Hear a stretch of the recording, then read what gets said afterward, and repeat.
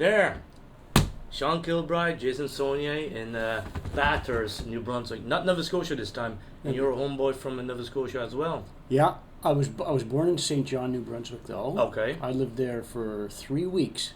My dad was there, stationed in the Navy. That's where I was born. And then 3 weeks later, we moved to Dartmouth, Nova Scotia. Yeah. And Dartmouth, the life of Dartmouth brought you to Haywire somehow. I was in a band called Click, and we were in the same circuit as Haywire, had the same agent. Okay. So we all knew each other, and we played all the same clubs back then. And it was a great scene, bands like Titan and Tequila and Razor Boy. And we all did the same thing, right? Titan were the best, though. Titan, they 45. They were idols. Oh, yeah. Okay.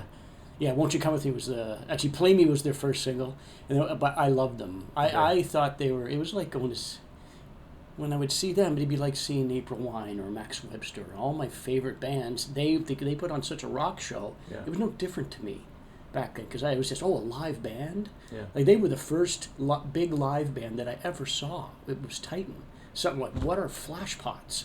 You know, okay. And they introduced that. Yeah, honestly, like, oh my God, in a rink, arena rock. Yeah. They were playing, and they were playing all those great songs, and then I would, a couple of years later go see the real thing. Yeah. But yeah, I was introduced to an arena show by Titan. Yeah. Do you find that the scene changed a lot, just like years apart? Like, let's say Titan, you're looking at a certain era, then the next year is just picking up speed, because by the time Haywire goes to Bad Boys release, it spread. Yeah. Well, Haywire was the first that actually got a record deal. Okay. That where their music could be, heard all over Canada on radio stations. Titan didn't have that, right? Or a full record, or that kind of tour support, right? So yeah, it was that was 3-4 years later.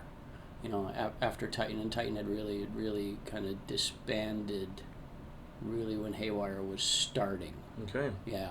So you guys took the next level to that, and we're going to continue and make things here. Yeah. And go on video hits and all this. Yeah, and stuff. really well. When they started and won the homegrown contest and all that, I was still in Click out west at the time. And that band they were called Broken Twice at that point. Boy, this is getting really... we're getting into the minutia. Your audience really cares about all these old bands I was in. I don't know. I'm not so sure.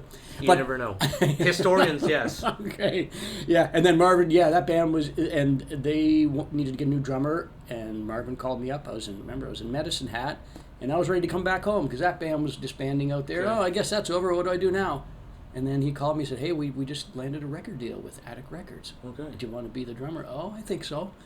And and then it all started there. And the rest is history. Then you go to Tokyo and then all this. That was a couple of years after that, because we did the first record. So that was on the start of the second record. Had just come out, and then we went over there and did that and represented Canada. Yeah. There's some videos on YouTube of it. Yeah. It's incredible to watch that classic nostalgia stuff. Oh yeah. I don't know how you take it, because you're a part of it. To I love watch it. yourself. Yeah. And it takes some years, because it does take a few years to look back on it fondly without cringing. Right.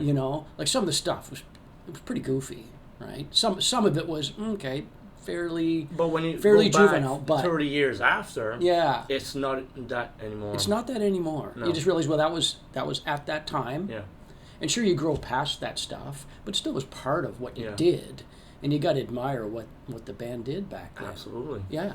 Yeah. And when you look at the success of Bad Boys, I mean, I don't know how far it went, but I know it reached my region in Clare, Digby County. Yeah. It reached all throughout Canada, of course. Mm-hmm. How far did it go to the States, United States? Never went to the States. Just the border. Okay. Just like Buffalo.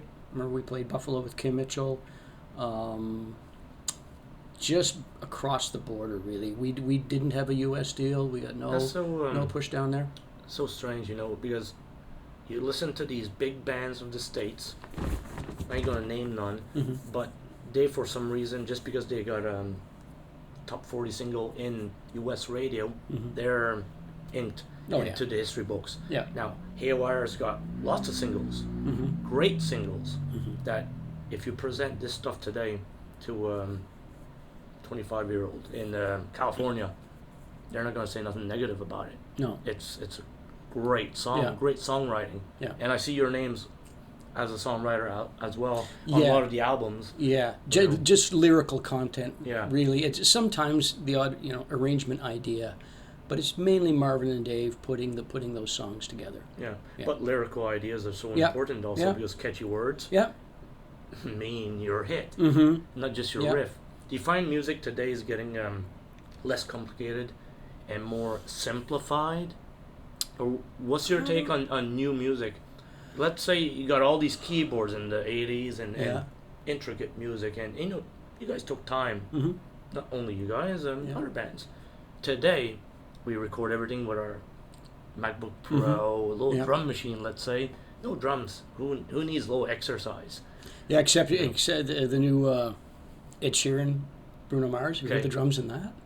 That's Bruno Mars on drums. So Okay. there's still hope. Okay, so there's a little Right? bit of hope. There's a little bit of hope, but I'll be honest. I'm not really up on Okay. the newest stuff.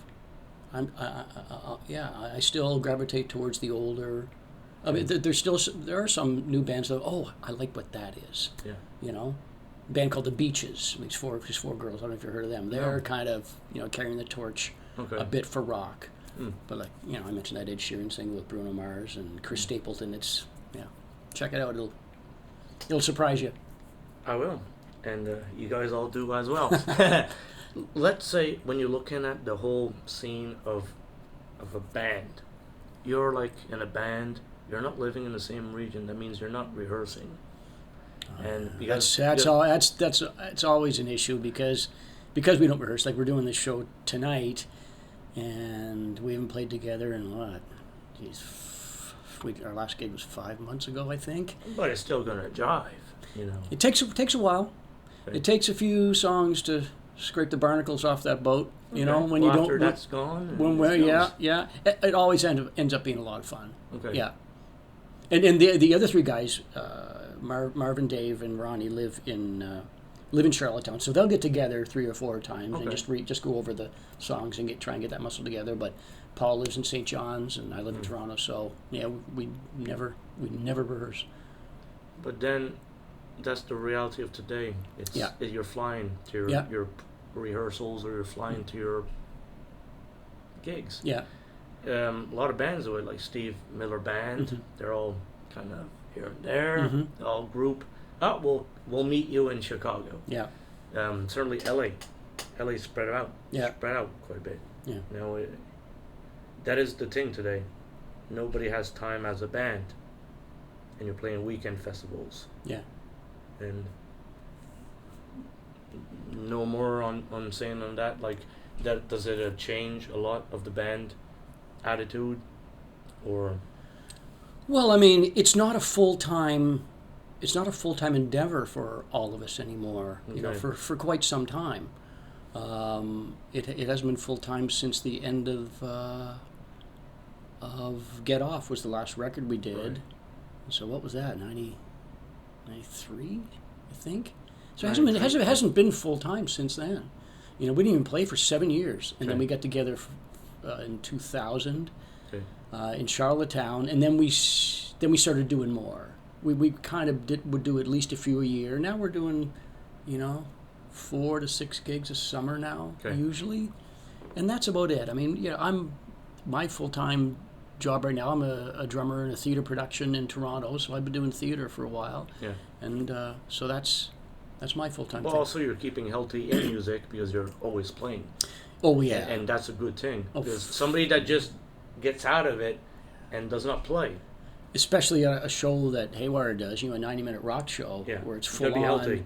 If I wasn't still a drummer, it would be embarrassing. You Okay. know? And yeah, you can tell the bands that they don't really play a lot, and when they get up there and try and do. I mean, it's not great. you listen to Dance Desire, your beat you're doing and your hi-hats. Yeah. It's a workout. I do find it harder and harder. I mean, I'm 58, and so it's different than when I was 38. Yeah. Getting through a 90-minute show. Okay. So I do, I try and keep myself in shape and take care of myself. But people like Rolling Stones, they're still going at it 72, 73, Yeah. and just night after night because they're always doing it. So they're muscle memory Yeah. keeps them young. Yeah. You know. Yeah.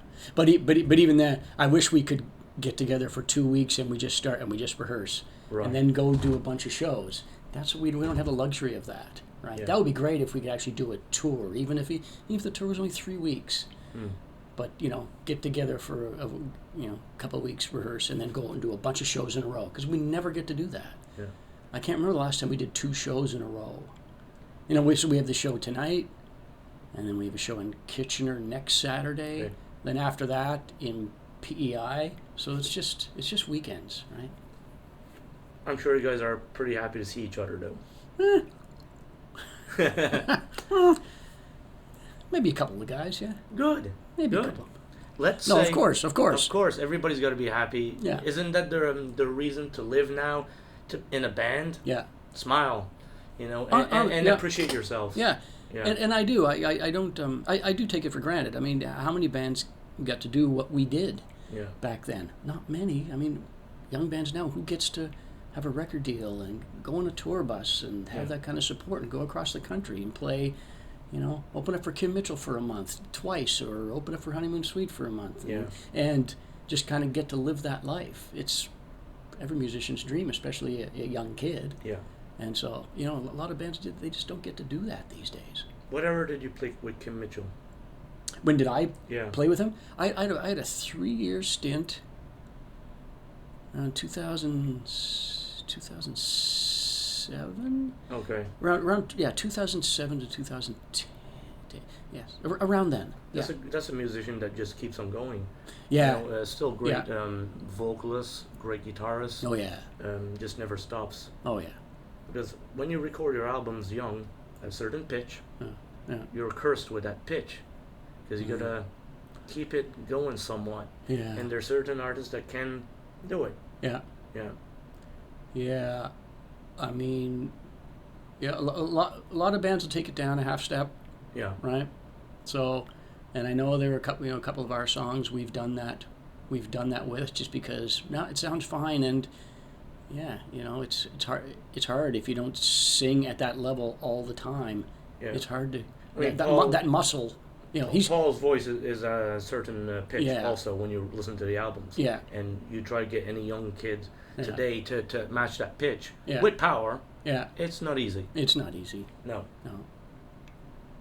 And it's not easy for him, Yeah. But he still sounds great, man. Yeah. Every show, you're still doing that?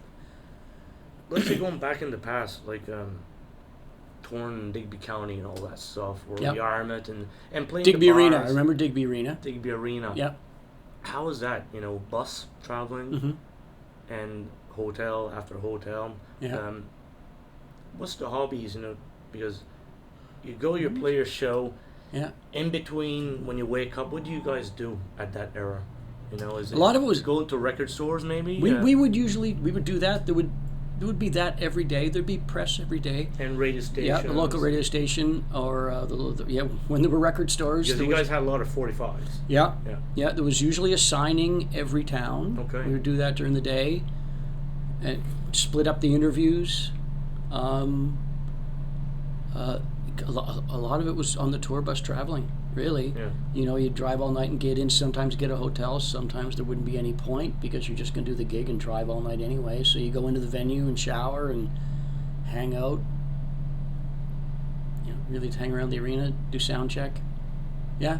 Did you guys record a lot of shows back in the day? Like for memories and stuff? Saying that this might be a legendary show in 20 years from now? No, I haven't heard one. I haven't heard one that was great. Yeah, we didn't record a lot back then. We've got a couple. None of them were great though, and not professionally done. Like just cut out the songs and just get one of grab the good bits, ones. Yeah. And I'll be honest, the stuff that I hear back then, I don't like how I played the drums back then. Especially those lashes. Of Sean Kilbride? Yeah, well, I like to think so. Yeah. Yeah, back then it was not so. It wasn't as important to stick to the groove as as putting on a show, right? Right. And so I listened to a lot of the tempos. It was just too fast. I wasn't as much of a you know. But that's energy. That's All nerves, that. All that. Yeah, and playing. Yeah, it really was that. Yeah. Okay, but then when you got high energy crowd yelling your name, you are going to play with more energy. Yeah. You know, so that when you look at it like that, that's a different. And even back then, the art of playing the drums and playing the groove, it wasn't as important back then as it is now to me. Okay. Yeah, just being a student of it, I became a student of drumming more than I was back then.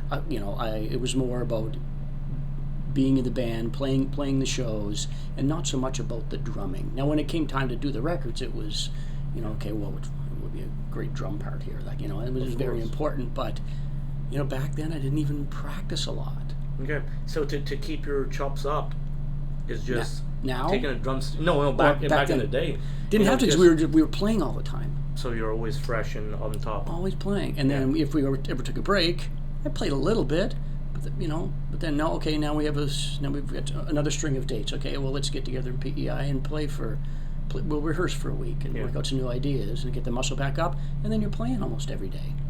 So I didn't have to practice. In 2019, how do you do it now?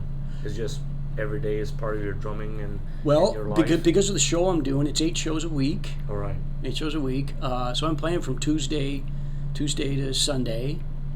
8 shows over that span. But it's a 100-minute show, but it's a theater show. But so it's not playing all the time. Right. But I have my own studio, and rehearsal space. I go in most weekdays when I can, and work on other stuff. Yeah. Right. And even for doing a show like a Haywire show, I have to go in a lot more just to get that rock muscle up. Yeah. Yeah. And rock muscle. Yeah. I like that. Yeah. Yeah. It's like that. I've seen on your website too. You have your evolution of your drums and stuff. Oh yeah. And I find that's very fascinating. Yeah. You look at your first drum set. Yeah. If it is, and then it just keeps on getting bigger. Bigger, and then and then it just gets back smaller. And then you look at let's say Metallica, big drum set back in the day. Today Lars is just playing simplified Lars Ulrich drum set. Yeah. He now he just has the two rack in the middle. Yeah. Yeah. Which was what I had when I had the double kick set up mainly. Although, we were talking about Titan. Peter Large, who was one of my biggest influences, one of my favorite drummers, he came out, and Gary McCracken from Max Webster and Jerry Mercer, April Wine, they had the big milestone kiss with all the toms. Right. And so, that's, of course I have to get that. So that's when I went from the smaller kit to just that big world with, China's in the air and, multiple splashes. And then did you have roadies to set it up? But you had a crew. Right. But you had a crew to set it up. Today, it's not so feasible to do that stuff. No. But even if I did, I still wouldn't have that big kit. It's just not right. And with the invention of the double pedal, you don't need the tube. I understand the tube for the look of it, but I don't play like that anymore. Back then it was cymbals, toms in the air. Now it's I'm low. I'm sitting higher than the cymbals. Right. It's all now down on top. It's just a small kit. And people like to see the drummers sometimes. Yeah, I don't know. I don't know if I don't know if they want to see me, but it really is just the economy of playing a kit now. It's just better if it's closer. Yeah. And, easier. Yeah. And I like the sound. I like the sound of it, and it's easier to pull the sounds out of the toms rather than.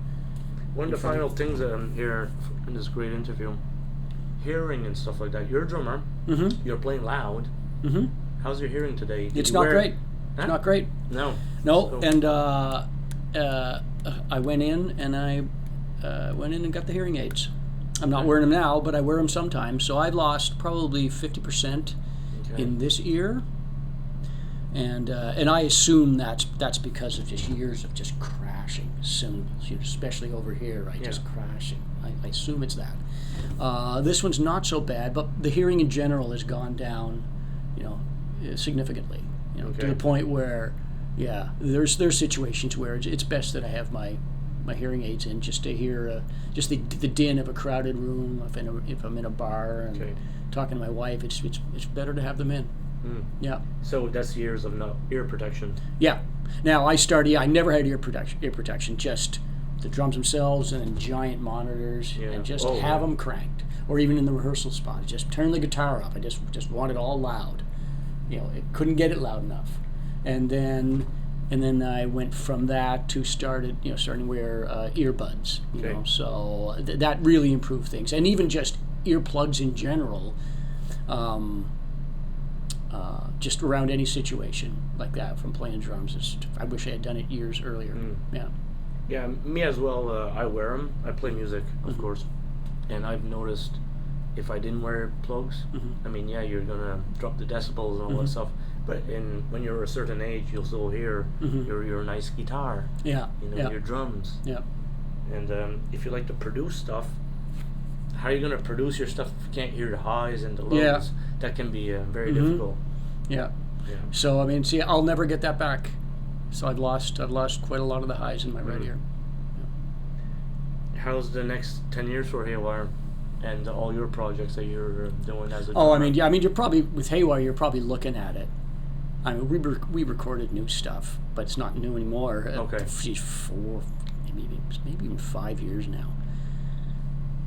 But it's just, we did the bed tracks, and then, you guys go off in your different studios and record your parts, and let's piece this together like a lot of bands do now, right?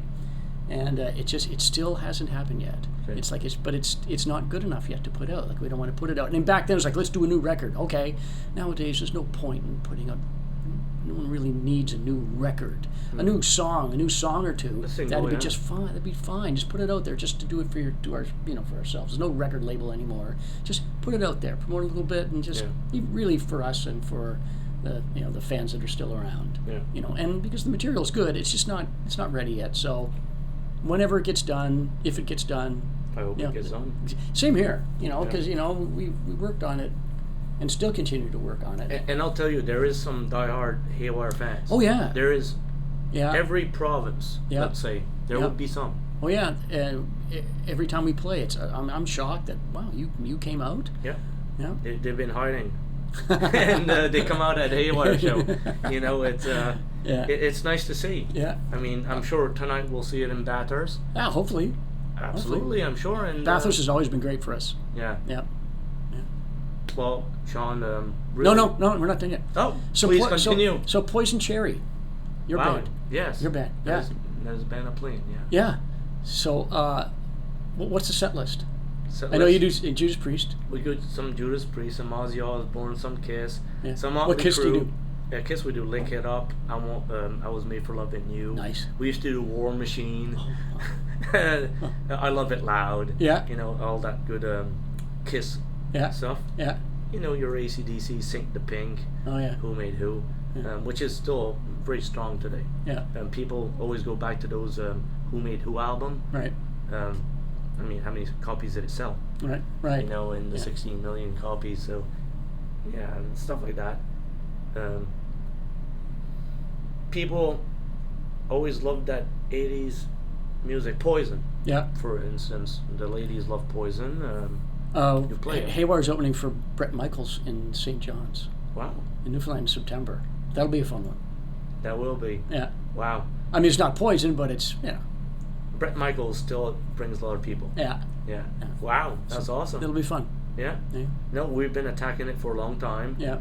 It takes determination and courage and money to play, because bars today, as you probably know, they don't give the money out as they used to. Yeah. And you have to play for your fans, because you make a few fans here. If you've got 5 fans in one town, the honor is to play for those 5 people and the 100 else that comes. Absolutely. Oh yeah. And if you're not paying, and make a few YouTube videos, because today I've noticed that if I play a show and I film it and I post 3 songs of the show, I get views on YouTube. That shows me that all of a sudden, if there's only 5 people in the audience, now I've got 130 people that watched it. Yeah. So that audience just went up forever. Oh Just keeps on going. Oh, it's a beautiful thing. I like that aspect of YouTube. let's say. Oh, of course. But let's see how YouTube keeps on going. Today you can put a cover song of any artist. YouTube will separate the rights and pay the artist. Easy like that. You can put. Or shut it down. They don't shut them down though. No? Not really, because they like the money. Yeah. What happens, like, let's say you do a cover of Prince today, and back in the day it'd be taken off. Now it's on, because the money gets separated to the Prince family. Yeah. Yeah, and there's a lot of money in there in cover songs. Yeah. Yeah. I've noticed I do covers myself. Yeah. You know, and I post them on YouTube, and I can't make no money out of it, but it goes somewhere for the advertisements. Yeah. Yeah. And it's a whole different world with Spotify, iTunes, music, and nobody's buying CDs. No. Go to Walmart, buy yourself a Haywire CD there. You can't. No. No. You have to go to your local record store that actually sell vinyl, and sometimes you'll see the remastered version of Bad Boys. Yeah. If you're lucky. Where's the nearest record store to you? To me, it would be Taz Records. In Halifax. In Halifax and Bedford, Taz Records. Yeah. Renegade Records in Dartmouth. Okay. So those are, and the Select Sounds in Bedford.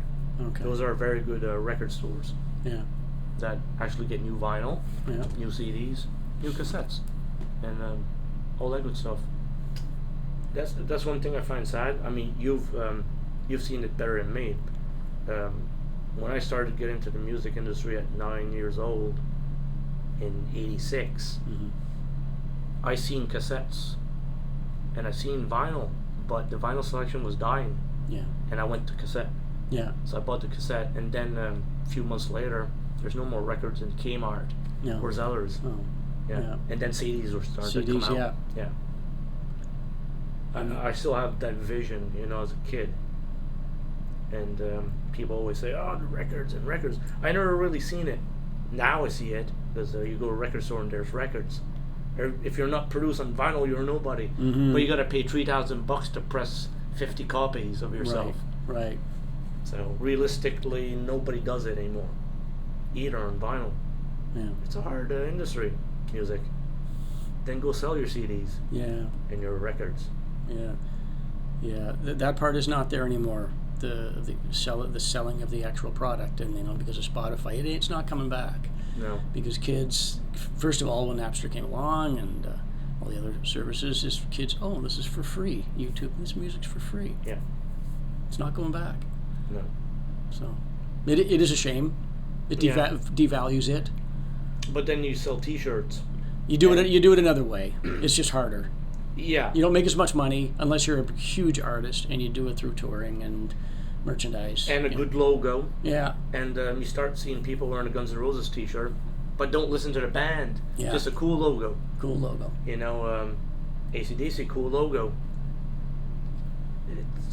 I could just tell. Yeah, I agree. How many Ramones shirts do I see? Yeah. And you just look at the person. You've never heard a Ramones song in your life. No, and they couldn't name them. No. You know, it's a band called Mayhem, black metal band. They got a documentary. They got a good looking logo. Yeah. You see people with those T-shirts, and you've never listened to them. Yeah. You don't have a clue what they play. Right. But you're wearing their T-shirt. Right. I've seen somebody wear a Guns N' Roses T-shirt, and I said, "Cool shirt. Oh, thank you. What's your favorite song or album?" Right. Huh? Yeah. Oh, it's a band. Yeah. Yeah, it's a band. Yeah.